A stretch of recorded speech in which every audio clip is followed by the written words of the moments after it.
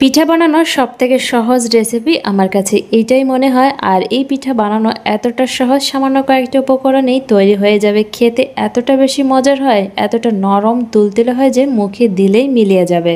নমস্কার বন্ধুরা, বনশ্রী রান্নাঘরে সবাইকে স্বাগত। আজকে শেয়ার করছি সুজির রসভরি পিঠা। এটা বানানো খুবই সহজ, খেতেও দারুণ মজার হয়।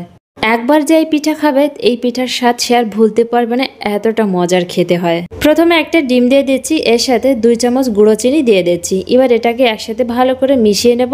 অবশ্যই এখানে গুঁড়ো চিনি ব্যবহার করবেন, গোটা চিনি ব্যবহার করলে গলতে অনেক বেশি সময় লাগে। চাইলে আগে থেকে ডিমটা ফেটিয়ে তারপর চিনিটা মিশিয়ে নিতে পারেন।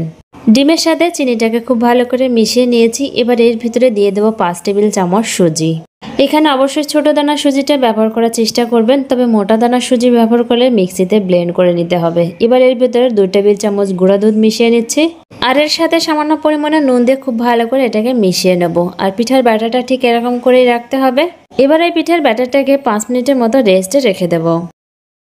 একটা কড়াইতে 3 কাপের মতো দুধ নিয়েছি। দুধটাকে 2 মিনিটের মতো প্রথমে জাল করে নেব। এবার এর ভিতরে দিয়ে দেব 3টে এলাচ, সামান্য পরিমাণে নুন দিয়ে দিচ্ছি। যে কোনো মিষ্টি জাতীয় খাবারে নুন ব্যবহার করে চিনির ব্যালেন্সটা ঠিক থাকে আর খাবারটাও টেস্টি হয়। আর দিয়ে দিচ্ছি পরিমাণ মতো চিনি।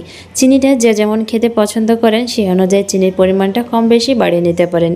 এবার দুধটাকে 5-7 মিনিটের মতো জাল করে নেব। দুধটা বেশি ঘন করতে হবে না, এরকম একটু পাতলা করেই রাখতে হবে। দুধটা জাল করা হয়ে গেছে, এবার এটাকে ঢাকা দিয়ে সাইডে রেখে দেবো।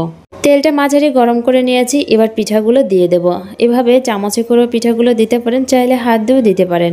অনেকে হয়তো ভাবতে পারেন ডিম দিয়ে পিঠা বানানো হচ্ছে, তাহলে একটা আষ্টে গন্ধ আসতে পারে। কোনো রকম এক আষ্টে গন্ধ আসবে না। যদি মনে হয় পিঠা থেকে আষ্টে গন্ধ আসতে পারে, তাহলে পিঠার ব্যাটারের ভিতরে সামান্য পরিমাণে এলাচ গুঁড়ো মিশিয়ে নিতে পারেন।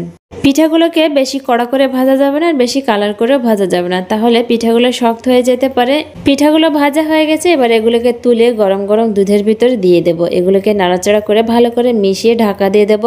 গরম দুধের ভিতর পিঠাগুলো দিয়ে 1 ঘন্টার মতো রেখে দিলেই পিঠাগুলো তৈরি হয়ে যাবে। এবার এখান থেকে একটা পিঠা তুলে দেখাচ্ছি পিঠাটা কতটা নরম তুলতুলে হয়েছে। আমার এই রেসিপিটি কে কোথা থেকে দেখছেন কমেন্টে অবশ্যই জানাবেন। ভালো লাগলে লাইক, কমেন্ট, শেয়ার করে দেবেন। আমার ইউটিউব এবং ফেসবুক চ্যানেলে দেখে থাকলে চ্যানেলটিকে সাবস্ক্রাইব এবং ফলো করে পাশে থাকবেন।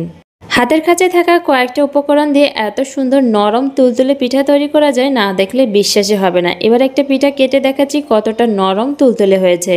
সুজির এই রসভরি পিঠাটা এতটা নরম তুলতুলে হয় যে মুখে দিলেই মিলিয়ে যাবে। একবার যে খাবে সে তো বারবারই খেতে চাইবে। অবশ্যই বাড়িতে একবার ট্রাই করবেন আর ট্রাই করে জানাবেন কেমন হলো।